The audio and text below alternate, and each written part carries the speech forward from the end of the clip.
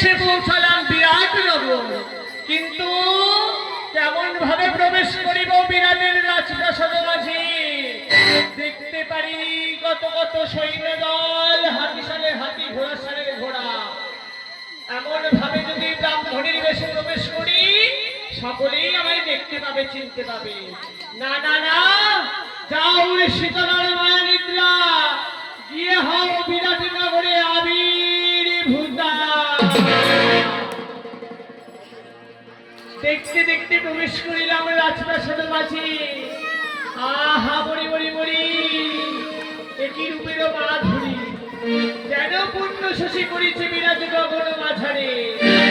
বিরাটের রাজপ্রাসাদে যদি এতই সুন্দর হয়, না জানি আমার বিরাট কতই না আজকের সুন্দর।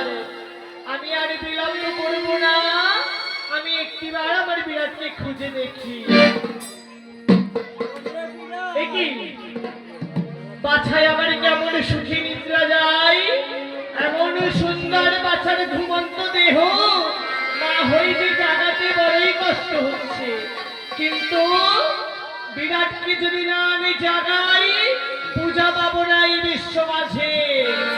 আমি আমার বিরাটকে ডেকে দেখি, বিরাট আমার তাকে সাড়া দেয় কিনা।